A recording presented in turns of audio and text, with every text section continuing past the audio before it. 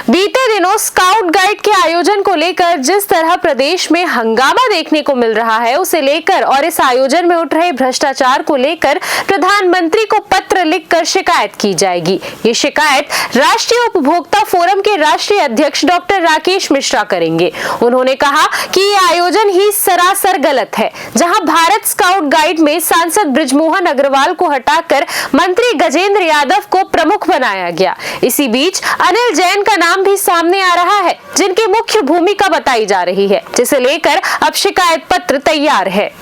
छत्तीसगढ़ के Rawal ranger jamboree का आयोजन, जहां भारत स्काउट गाइड के इस आयोजन पर सरकार ने बढ़ चढ़कर हिस्सा लिया, जहां अनुभव को दरकिनार कर नए नवेले मंत्री को प्रमुख बनाया गया, जहां इस आयोजन में 10 करोड़ की बातें सामने आई, जिसे लेकर कांग्रेस भी हमलावर है। कांग्रेस के पदाधिकारी ने इस मामले को लेकर न्यायालय में याचिका भी दायर की है, जहां बिना टेंडर के काम देने की बातें सामने आई। वहीं छत्तीसगढ़ के स्कूली शिक्षा विभाग के डीईओ के अकाउंट में 10 करोड़ रुपए को लेकर इस विवाद ने जन्म लिया, जिसे लेकर कई बातें सामने आ रही हैं। ये अनिल जैन की भूमिका अचानक से सामने आई है। उन्होंने बृजमोहन अग्रवाल को अध्यक्ष पद से हटाते हुए मंत्री गजेंद्र यादव को प्रमुख बनाया है स्काउट गाइड को लेकर। देखिए, अनिल जैन वो आदमी है जो भारतीय जनता पार्टी का पहले छत्तीसगढ़ प्रभारी था और इसने छत्तीसगढ़ में, राजस्थान में और मध्य प्रदेश में भारतीय जनता पार्टी को हरवाया था। इसके बाद इसको हटाया गया, फिर इसने भारत स्काउट गाइड के अध्यक्ष पद पर कब्जा जबरदस्ती कर लिया, चुनकर कर लिया। वर्तमान में अनिल जैन का कार्यकाल पूरा हो चुका है, लेकिन अनिल जैन जबरदस्ती इसके अध्यक्ष पद पर काबिज है। तो पहली चीज़ तो यही है कि अनिल जैन खुद चुनाव बिना कराए हुए अध्यक्ष अगर बना फिर रहा है तो ये बात अपने आप में गलत है। उसको पहले अध्यक्षीय चुनाव कराना चाहिए, उसके बाद फिर इस तरह की बातें करना चाहिए। जी, सरकार की एंट्री हो जाती है, एनजीओ के कामकाज को सरकार क्यों देख रही है, क्या कारण मानते हैं? देखिए, इसमें ना सबसे बड़ी गलतफहमी ये है कि जैसे इसका नाम है भारत स्काउट गाइड या हिंदुस्तान स्काउट गाइड, तो इसमें भारत या हिंदुस्तान स्काउट गाइड जुड़े होने के कारण लोगों को ये पता नहीं है कि ये सरकारी नहीं है, ये केवल एनजीओ है। तो इसके कारण एक दुविधा की स्थिति बन जाती है। अब इसमें जो सरकार है वो फंड देती है इनको काम करने के लिए।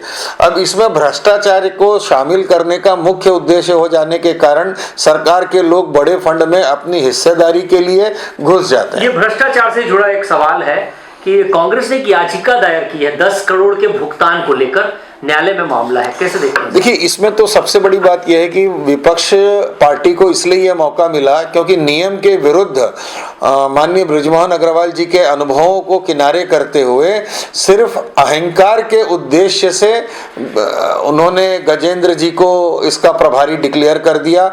तो इसके कारण चूंकि माननीय बृजमोहन जी ने इसका विरोध किया है, तो इसलिए विपक्ष को बैठे बैठे एक मुद्दा मिल गया और भ्रष्टाचार इसमें बिल्कुल दिखाई दे रहा है, क्योंकि इसमें टेंडर की प्रक्रिया नहीं की गई, अलॉटमेंट की प्रक्रिया नहीं की गई, कितने लोग आ रहे हैं इसको पारदर्शी भी नहीं किया गया, कहाँ से लोग आ रहे हैं उनकी संख्या को लेकर पारदर्शी नहीं किया गया। और इस आयोजन को सही बनाने के लिए माननीय मुख्यमंत्री जी को भी शामिल कर लिया गया, उसके बाद राज्यपाल जी को भी शामिल कर लिया गया। तो इस तरीके से शासन के अधिकार का दुरुपयोग करते हुए एनजीओ के कार्यक्रम को किया गया है, जो कि भारत स्काउट गाइड के नियमों के विरुद्ध है और भारत स्काउट गाइड का जो बायलॉज है उसकी भी खाना पूर्ति केवल की जा रही है, उसके बायलॉज के अनुसार काम नहीं किया जा रहा है। सरकार में भारतीय जनता पार्टी अब भारतीय जनता पार्टी के खिलाफ में खड़े होते नजर आ रहे हैं। एक जो पूर्व मंत्री थे, वर्तमान में अभी वो सांसद हैं, उनको ही अलग का रास्ता दिखा दिया गया। क्या चल रहा है प्रदेश में? नहीं, देखिए, इसमें तो बिल्कुल साफ साफ बात है कि जो नए लोग हैं, नए मंत्री लोग हैं, पहली बार विधायक बन गए हैं, मंत्री बन गए हैं, तो इनको अनुभव की कमी है, ये बिल्कुल साफ दिखता है। इनके ऐसे बहुत सारे निर्णय हैं जो पहले ये निर्णय ले लेते हैं और फिर बाद में दबाव के कारण ये निर्णय बदल भी देते हैं। तो इसमें अनुभव में परिपक्वता तो बिल्कुल नहीं दिखाई देती।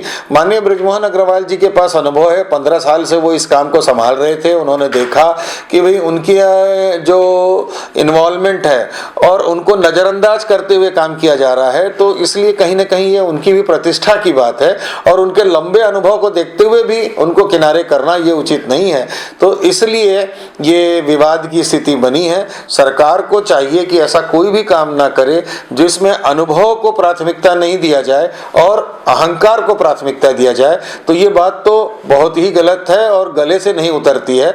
और यदि सरकार की विभिन्न गतिविधियों को देखा जाए तो नरेंद्र भाई मोदी जी ने बहुत मदद किया है और सरकार को फंड भी दिया है।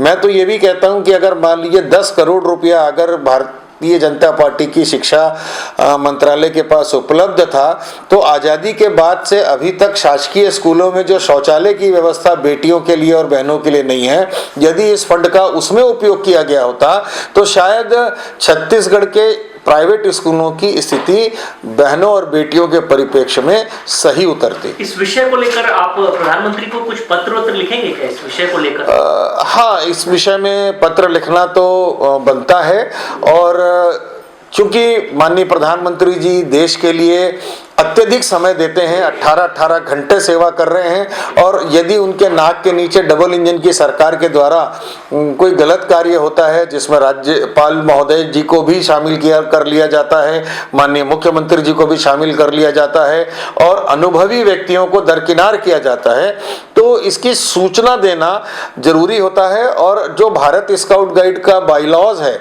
उसकी भी जानकारी माननीय प्रधानमंत्री जी को देना अब आवश्यक हो गया है, क्योंकि ये भी मैंने देखा है कि हिंदुस्तान स्काउट गाइड को सिर्फ इसलिए मान्यता नहीं दी जा रही है क्योंकि वो कांग्रेस के द्वारा समर्थित स्काउट गाइड नहीं है।